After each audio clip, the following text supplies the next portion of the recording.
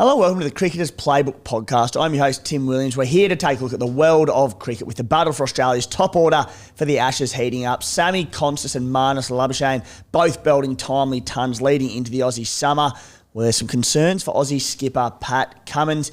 Here to talk through it with me, as always, Cricket Australia commentator Max Bryden. Maxie, welcome back, mate. It's been a bit of time, about a month or so between podcasts. The biggest break in a while. A lot happening at SC Playbook, expansion into EPL, NFL, all sorts of different sports. It's been a bit of a lull in cricket too, to be fair, but fair to say things are very much starting to ramp up. That's it, mate. We're back. The Aussie summer domestically has kicked off. We're not far away from a little international tour, T20 around the corner. Cricket never sleeps though, right? Like, I know that the group chats have still been flying around, sharing all the highlights and the best moments. So I'm just stoked to be back here talking about it today. Yeah, and plenty to get through on today's show after that little hiatus. The man with the best stats in sports, random stats guy, you might know him as the Wim Wham guy. He's on vacation in Europe. So Rando, not on deck today, but he will be back in the future, of course. And guys, as we do get closer to the summer, the cricket content will begin to roll out more frequently, including a full in-depth analysis of the Ashes series in early November. But we'll be dropping the Cricketers Playbook podcast a bit more regularly as we do warm into the Aussie cricket summer. On today's show, the Ashes battle heats up. Marnus and Sammy Konstas making early statements. Paddy Cummins, a back injury concern. Are we expecting a bit more rotation around the Aussie quicks this summer? The English squad has also been named this morning for the Ashes with a bolter in the mix. The One Day Cup begins. Curtis Patterson, Hugh Weibjen lights up early on, and the big bash throw forward, mate, Ravi Ashwin looms as essentially the first Indian inclusion in the tournament, and what a big name to do it as well if we can secure his services. We'll then touch on the Aussies in action across the world. Big story in Riley Meredith doing some good things over in the UK. But, mate, let's start with the Ashes talking points, and look, we've been speaking about it all year as is, and we're going to continue to speak about it in coming months leading into that first test.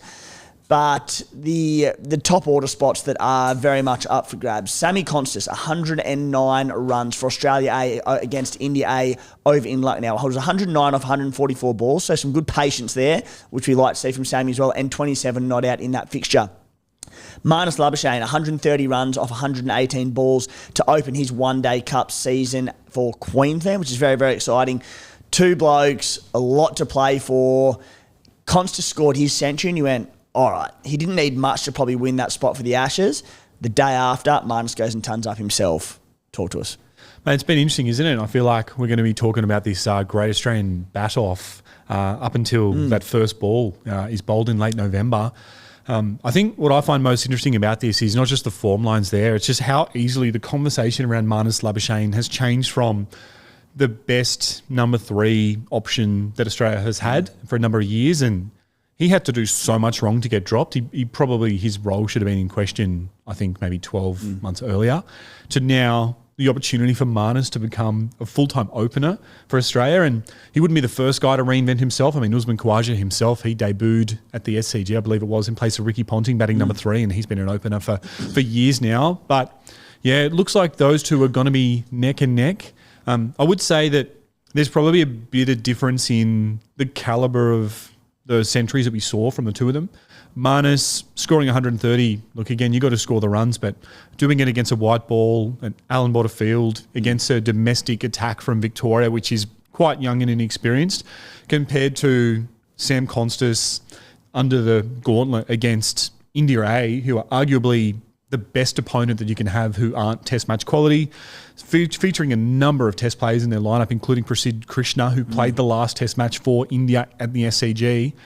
I think the stakes were a little bit higher for Semi K, albeit that was a bit of a flatty and there was a lot of people scoring runs in that game. Yeah. But I think Konstas has probably just kept his name in front of Marnus so far off the back of the last week. Yeah, doing it in red ball in the subcontinent, definitely better. Obviously, vastly different conditions to what he'll expect in the Ashes if he does get the nod.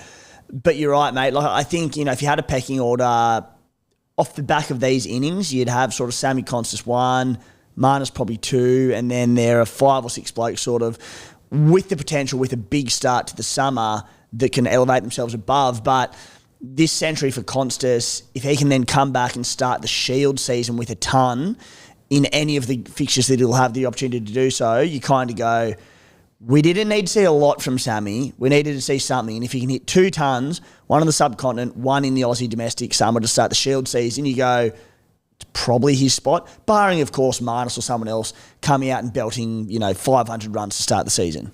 I think you're right. And I think the thing that probably isn't being spoken about as much as I'd like it to be is even just the form of Usman Khawaja right now, right? If I asked you how he was going, you'd probably have to scratch your head because he's not playing cricket. He hasn't suited up for Queensland in any of their white ball domestic games so far this season. And last season, he was skipping Sheffield Shield matches in order to preserve his fitness for the test arena.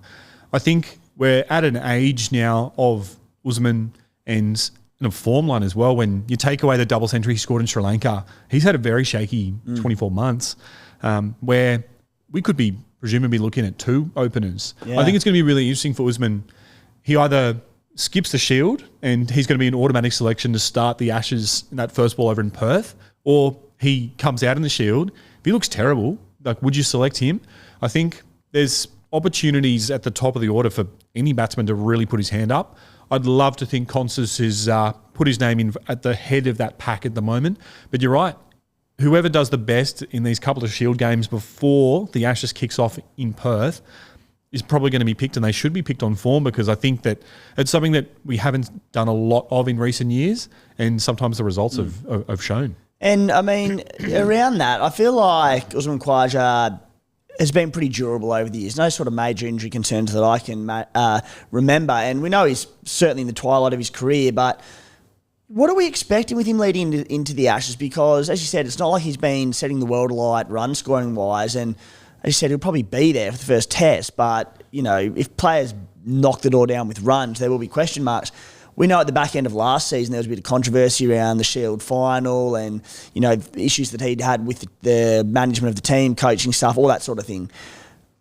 So what's his preparation going to be for the Ashes? He has to play some Shield, doesn't he? You'd think so, but last year he was declining that opportunity just to make sure that his legs and his hammies were going to be fine for the matches that he wanted to play.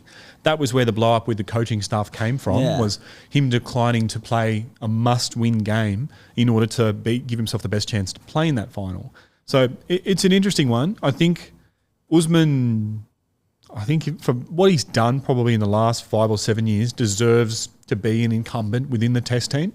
But you scratch beneath that surface, and I'm just not sure he's as secure as we think he is. And seriously, we're talking about our opener for the first test of an Ashes series on home soil, and you go, if he were to sit out, the lead-up Shield games because of concern over body and hammies, I'm like, well, how confident are you on a bloke who's coming into the start of the Ashes series in not, overly fantastic form, who can't play any Shield games because of concerns over his hammies or whatever it might be?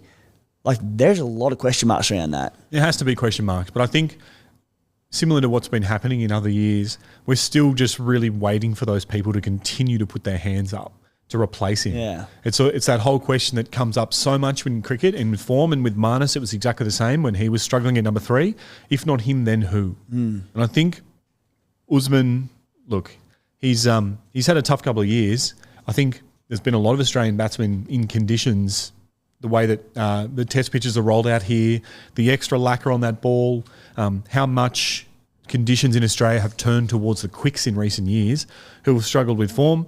But I would love for him to come out, play with confidence for Queensland, score runs and shut me up, basically, so that he is there taking the first ball of the summer against England. Just on Cricket Info, going through his most recent results, I don't know if there'd been any lower level stuff and he'd had any hit outs, but I expect not, was the West Indies series in early to mid sort of July. Scores of 23-14, 16-2, 47-15, 0-6 against South Africa, and then it dates back to his last Shield clash on the 26th of March, 2-21. It's like, mate, you don't have a ton to sit there and go, I'll brush the Shield openers because I'm good. That's concerning. Anyway. That's why I said, man, there's got to be a few more questions around it. I'd love to get people just investigating that a little bit further. There's so much to talk about leading into this summer. It's set to be one of the great starts to a domestic season in Australian cricket. Mate, on to the bowling contingent, and Paddy Cummins dealing with a bit of a back concern. So, look, they're expecting him to hopefully be okay to start the Ashes series in, I think it's November 21.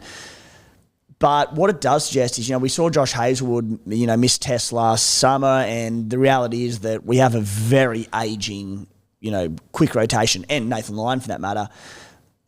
I think there's going to be a lot of rotation, right, across the 5 test matches, especially when you've got Scotty Boland doing Scotty Boland things, where I can't imagine that we're going to have the same 3 quicks for all 5 tests, regardless of injury. Yeah, I think you're right. And just fast forwarding a little bit, when you have a look at the England squad, they've picked a lot of quicks, and I think that they've basically accepted that a number of their strike weapons don't have the durability to get through 5 tests. So they're going to pick and choose their moments to roll out their weapons. And Australia may, just by virtue of this injury, have to do the same thing. So Pat was officially withdrawn from the upcoming T20 series over in New Zealand with back concerns. He went and had a scan, and they found not a stress fracture, but an injury that they're monitoring. And I think the interesting part of this is more so the comments that he has made this week, where he came out and said that he wouldn't put himself into a test match if he was a risk of breaking down. So with that in mind, I think your point on rotation is an interesting one, because is Pat going to be fit for the first game? If he's not 100% fit, will he pull himself out? And I think that, yes, we are very lucky that we do have an obvious replacement in Scott Boland, but it is going to have ramifications for the next man up. And that's where some of the concerns about the depth of the Australian quicks. Because we've already got these injury concerns heading into the summer with, key players, Lance Morris, Spencer Johnson, the next up contingent, huge issues. 100%. And that's I think, again, another thing I want people to pay attention to. So we've got Lance Morris done for the season. We've got Spencer Johnson. He's looking at an issue which could potentially rule him out for the summer as well. Brendan Doggett was the last man who was called up to the West Indies series, and he was a replacement for the World Test Championship final just this summer past. He's injured now. And so we're really...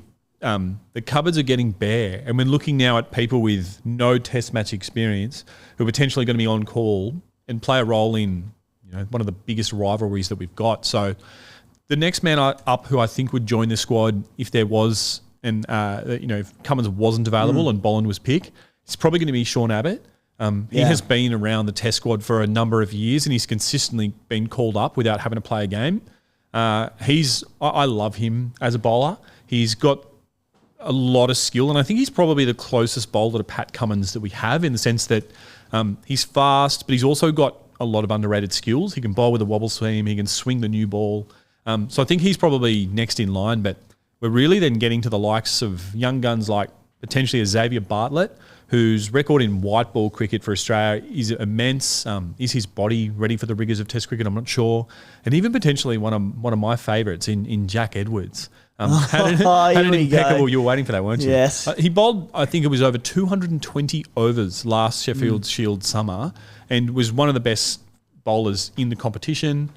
Transformed himself from an opening bat to a genuine all-rounder. And he is away on that Australia A tour at the moment. And he's not that far away from the call-up that we may expect. So it's a very, very interesting time with the fast bowling cartel. It always is in Australia, because this could just be the first signs of the cracks emerging that this current generational group of players, that they're not going to be here forever, and we better get ready for the next batch of players coming through. Oh, mate. Again, we've spoken about the importance of the start of the domestic summer for the batting lineups, but for all those reasons, the bowlers as well. And, one of my all-time favourites, and if you could just stay bloody fit, Jai Richardson. He's still only 29 years old. He's got so much to offer, but so many injury concerns. If he was fit again, like Michael Neser, I know he's very much at the back end of the crib, but I have so much faith in that bloke if given opportunity. But that's the beauty, right? Like, there are so many blokes we've just run through that there are no proven players or like fit players that go, yep, they're next up, should... we lose 2 of our quartet sort of thing. But, again, plenty more to look out for at the start of the Shield season in particular. Mate, before we get to the One-Day Cup, the Dean Jones Cup recently renamed, the England squad announcement did come in this morning. 16-man squad for that first test on November 2021. A few of the key talking points: Harry Brook taking over from Ollie Pope as vice-captain, which may be an indicator to a few things to come. No Chris Wokes, he was last seen carrying that shoulder with England losing to India over in the UK. Will Jacks, he's been named as the backup spinner to Shoaib Bashir, both currently under an injury cloud. I think it's broken fingers, shock. Max, I'll run through the squad. Ben Stokes, Harry Brook, Jofra Archer, Gus Atkinson, Shoaib Bashir, Jacob Bethel, Bryden Cast, Zach Crawley, Ben Duckett, Will Jacks, Ollie Pope, Matthew Potts, Joe Root, Jamie Smith, Josh Tongue and Mark Wood. What are the major takes for you in this squad, and what does the nature of the squad selection suggest to you? It's probably two things. I mean, the first is an obvious one. We have assumed for a while that England's quest to win here down under was going to have to come off the back of a different style of fast bowler than they're used to. England for years have sent out the likes of Broad and Chris Wokes, who, while high-class bowlers, particularly in English conditions when the ball's moving around, they've struggled down under in Australia because they just don't have the airspeed. But the current batch that they've got, particularly in this 16-man squad, are the type of bowlers who can get the ball up around that 140 plus mark. There's some good names there. They're not also necessarily the most durable players when you're taking a look at the likes of Mark Wood or Jofra Archer. We have fond memories of these guys, but for England cricket fans who follow them 12 months of the year, they know just how injury prone they are. I mean, Mark Wood's just missed the entire English summer. Jofra Archer has just played his first 2 tests in 4 years. But these guys, they've got the skills and they've got the firepower with their fast bowlers to really pose a threat. I think probably one of the underrated changes that people who have been following England for the last couple of years will note is the Ollie Pope losing the vice-captaincy. So Harry Brook has been named as a vice-captain. Ben Stokes got his own injury cloud. You will remember that he missed that final test of the epic England versus India series with injury. So Harry Brook could be next up to the plate, and he's a worldie. I think Aussie fans are really going to get around his style of play. Maybe not his comments in the media, which are a bit weird, but certainly what he can do with a blade. But him becoming vice-captain, it really does mean that I think Jacob Bethel is likely to be batting at number 3 for England. He's in exciting, this series. Bethel. We've got a bit of a sniff of him here, a bit of a side of him in the BBL this year. We did. We got a really good look at his all-round skill set. Bowls some left-arm orthodox spin. Bats really well. He's just a very modern cricketer in the sense that he's played 360 degrees, takes the game on. Bleached blonde hair. It won't shock people to discover that he's a West Indian that they've naturalised over to England. They don't like picking their own. No. But he's a really exciting young cricketer, and I think that they're going to try and outlast Australia, I believe, not from the perspective of taking matches to 5 days, but just in a war of attrition. They've picked guys who, on their day, can win matches. We might not be expecting games to go the length because we've seen how difficult batting conditions have been in Australia for the last couple of summers and how much games have skewed towards fast bowling. But they've picked guys who can win games. Bethel is a name that people will know and potentially love by the end of this summer. Jamie Smith, their new wicketkeeper, he's probably the closest player to a Brad Haddon that we've seen for a while. Just ultra-aggressive, counter-attacking wicketkeeper with all the shots and a really decent record. So it's a good squad. I don't think there's any major shocks, but I think that this is a team who can, on their day, certainly challenge Australia. Are we expecting, buzzword of the Brendan McCullum era, are we expecting out-and-out buzzball, or are we expecting a different approach? I think we are going to see baseball. Yeah. I think we are going to see a more mature version of it. Yeah. But I think it's going to come down to conditions. I mean, surely we're not preparing flat decks for them, like knowing the nature of their batting and these, aggressive style batsmen. And we're obviously going to back the quality of our attack over theirs. So for all I'm concerned, bouncy, quick wickets. If they, deteriorate late in the test, I don't care. Just don't give them flat decks. I think flatties can sometimes work against this team if they're running out of time in games. And I think we saw that in the India series where there was games that on flatter decks that they could have just batted time and taken it to a draw, but they maintained their aggression, their foot on the throat approach and just lost wickets. up against an Indian attack that in those test matches didn't even have Jasprit Bumrah. So I don't think we'll see a flatty maybe until the end of the series or something like that if the result's in hand. I think we are going to see a bit of spice in these pitches and fast bowlers to dominate, but that really does invite match winners with the bat to stand up. And again, you talk about Usman Khawaja. Usman Khawaja in difficult batting conditions, I feel has got the tendency to basically wait for a ball to come with his name on it. Same with Marnus in the last couple of years. They're not necessarily taking the game on, and eventually, if conditions are difficult, they're going to find one that hits them on the pad or takes an edge into the gloves of the keeper. Whereas these England guys, they might still go out there and only face 20, 30 balls, but if they do that, they could be on 30 runs, whereas Usman's going to be on less than 10. Yeah, 30 and the rest. Yeah. So it's two very contrasting styles, and mate, it's just, I can't wait to put this podcast out leading into the summer, because the nature is going to change each and every week, particularly with the injury concerns across both teams and the importance of that domestic summer. So yeah, very, very exciting times leading into the Ashes. And mate, turning our attention to the first two rounds of the One Day Cup, the Dean Jones Cup. Curtis Patterson and Hugh Weibjen, two of the stars with the bat early on. Patterson 183 runs in his two games thus far, including a ton. The former Aussie 19s captain Weibjen rescued Queensland. They were 4 for 38 against WA. He came out at number 6, hit an unbeaten 115 off 94. He also hit 17 not out in the opening match, batting down the order. Weibjen naturally one to keep out an eye for the future, and Curtis Patterson, who's thereabouts with a few runs. Yeah, it's been a really great start. Just to start with Big Hugh up in Queensland, and well done on the pronunciation of the last name, by the way. Bit of practice pre-show, mate. We got there. Yeah, I was chatting to a friend up in Queensland who's a first grade Premier cricket coach up there, former Queensland cricketer himself, about Konstas. And Konstas famously was in an Australian under-19s team which won the under-19s World Cup 2 years ago. And as much as we were talking about how good Konstas is, he said to me at the time that he might not even be the best cricketer coming out of that class, which is exciting. And in particular, there's a few names up in that Queensland team who are really, really good players. One of them is Callum Vidler, who's a fast bowler who's unfortunately injured his back. I think he's going to miss the whole summer with stressies. Seriously. But Hugh Weibjen is already putting his name up in lights as a player of national interest, which is one of my favourite phrases to say. But he's a guy a genuine all-round cricketer. He bowls, he fields incredibly well. But as a batter, what I liked most about this is that he hasn't come in and done the easy job opening the batting when the field's up, the ball's hard, and he can just find the gaps or plonk it over the top and get it to the fence.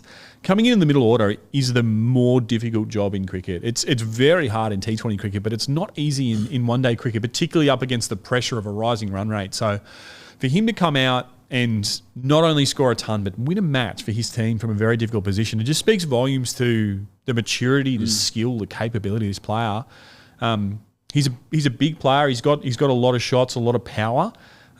Remains to be seen if he's going to tend more towards the white ball, the red ball, but hell of a cricketer, and certainly a name that people should learn how to pronounce. Weibjen. That's your little education lesson for the day. You'll know all about him soon. A little side note, I just remembered I had my first cricket dream in about 6 months last night. I blasted one. I blasted one of the great 80s at the Nijong Oval Turf in Cooma. How good! Absolute minefield. One of the best 80s you'll see. What was your shot? What was your go-to? Oh, hook and pull every day of the week. Nice. Don't go short, mate. Yeah, back foot. Yeah, note that. Pitch it up to Timmy and he's stuffed. Yeah. Oh, just keep that in mind. If you're bowling to me, dreams. just top of off, line and length, and just wait for me to fish at one. Drop short. You're in Cooma Creek. Love that. Yeah. Yeah. No, that's very good gear. So cricket season is very much incoming as I put this plan together last night, mate. Tanvi Sangha. Yeah. A name on the lips certainly of Big Bash fans in Australia for a long time. Not just Big Bash, red ball as well, but. He's had issues with his body and injuries like most Australian bowlers, little spinner, Big Bash wise for the Sydney Thunder in recent years, but so promising, so much potential, but injuries have held him back at key times across Australian summers. We know that Nathan Lyon, he's had a tough by his standards 12 or so months and getting to the back end of his career very much so as well. Tanvi Sangha on his first 2 opening games for New South Wales, 6 wickets at 11.5, an economy of 3.45. If he can stay fit, he's one who I'm thinking breakout summer incoming, bit of pressure on, whether it's Lyon or whether it's more white ball, international cricket. What are your thoughts? I love him. Yeah. I think he's got future Test cricketer written all over him, and he has for years. I think good judges have been saying that too, that he should be in and around that Australian squad just to build his experience. Body notwithstanding, I think the only issue potentially holding back Tanvir is what the selectors want to do with that spin bowling role in the team. We've been blessed for over a decade now of Nathan Lyon's ability to hold down an end, to build pressure and to attack when needed, alongside arguably the greatest fast bowling twintet. I'm trying to think of what the word is for 3 people. I can't do it.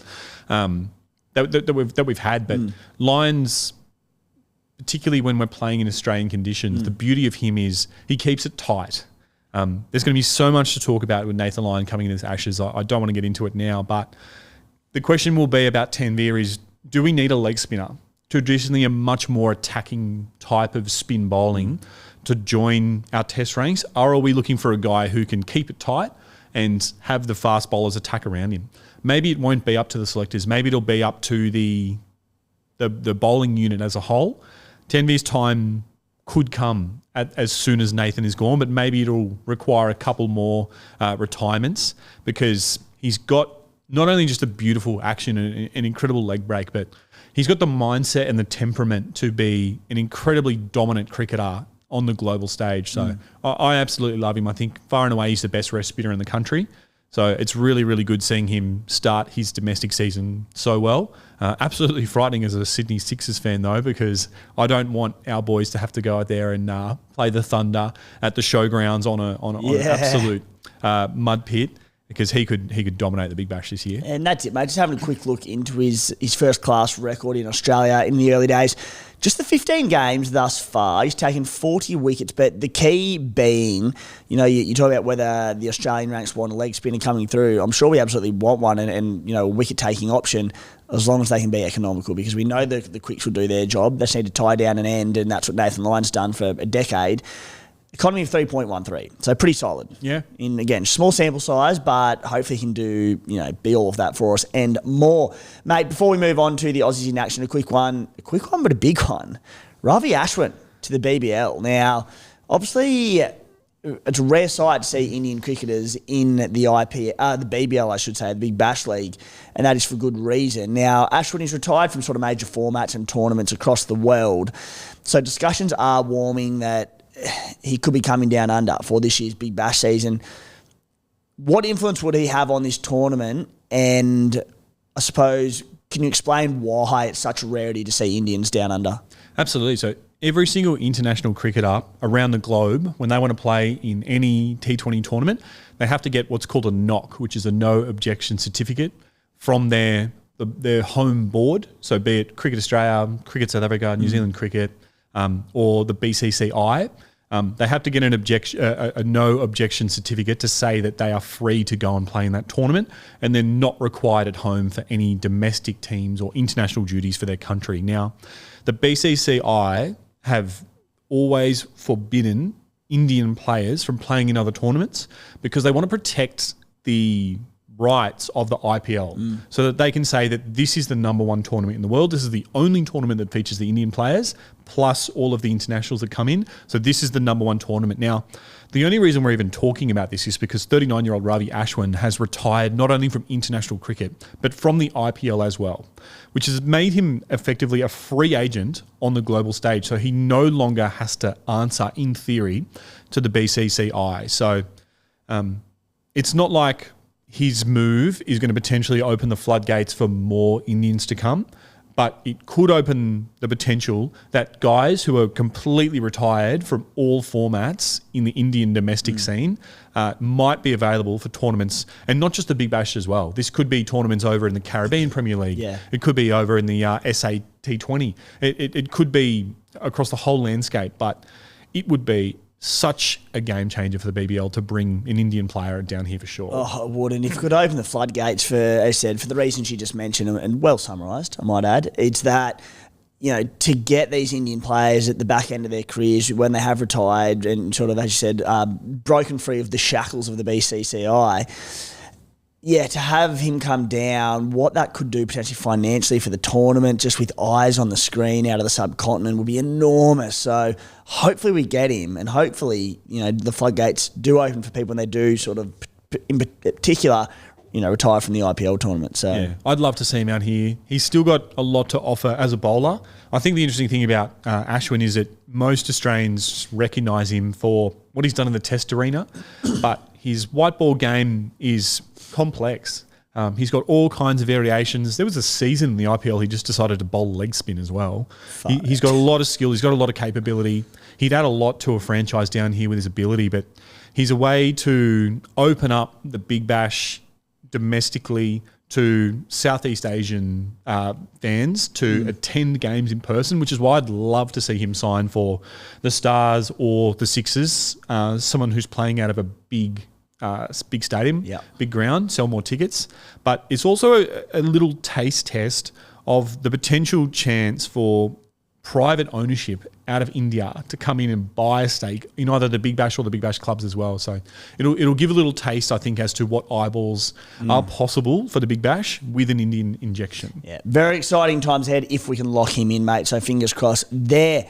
Now, part two of the show, Aussies in action. We'll get through this short and sharp, but looking at the Vitality Blast over in the UK, the short form tournament over there, Riley Meredith from the bowling contingent topped the wicket charts, mate. 28 wickets at 16.32. Nathan McAndrew, he was sixth with 23 scalps at 16.6. Chris Green, Mr. Weldy, 21 wickets at 18.61, and Ben Dwarshus, one of your beloveds, actually he's in front of Jack Edwards, 18 wickets at 23.27.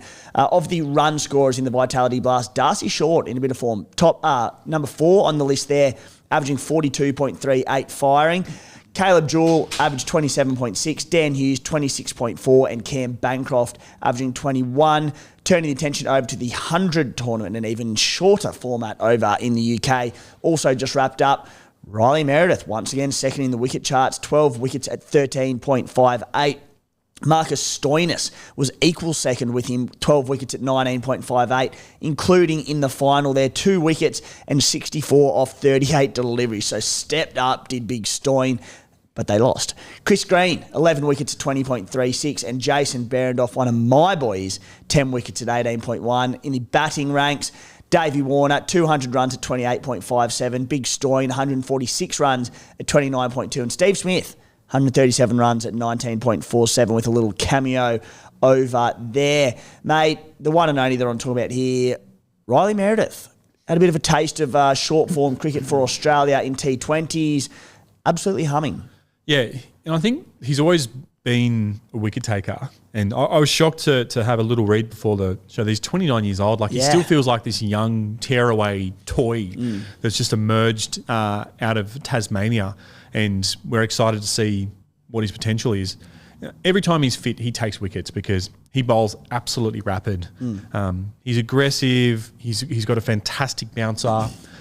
He can hit the stumps as well, which particularly when you're talking about the shortest form of the game, those ingredients lead to a lot of wickets. So I'm not surprised to see this. I think with him, it's always just about how fit he is.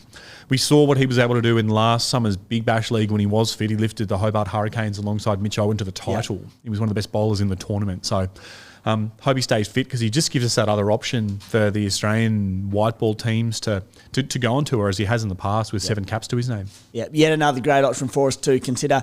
Mate, that'll do us for the Cricketers Playbook podcast for this week. Now, with the expansion of the SC Playbook network across all these different sports, the Cricket Channel, which, look, if you're listening to us or watching us on YouTube, you'll have put 2 and 2 together by now. So this is probably irrelevant, but I'm going to say it anyway. It's normally on the major SC Playbook channel with all the NRL content in that as well, but we have broken it up onto a standalone YouTube channel as well as the Spotify and Apples. So it will be coming on separately there. So guys, if you are listening in, please like, subscribe, do all those good things to follow the channel and get it off the ground, having separated, just to make sure it's not too clustered on the one channel and break it all up. But Maxie, for now, that'll do us. We'll be back in a few weeks' time. I'll be gallivanting over in Europe, doing a bit of reconnaissance for the next, I don't know, Vitality Blast next year or something. But back with yourself and Rando in 2 or 3 weeks' time. And then once I return, early November, big Ashes preview, our Supercoach Big Bash content will all begin from then as well. And it'll be all systems go into the Ashes with the weekly show. So thank you, mate. Oh, absolute pleasure to be here, mate. Good hit out. Nice to be back talking cricket. Great hit out. Thanks for tuning in, guys. Have a good week.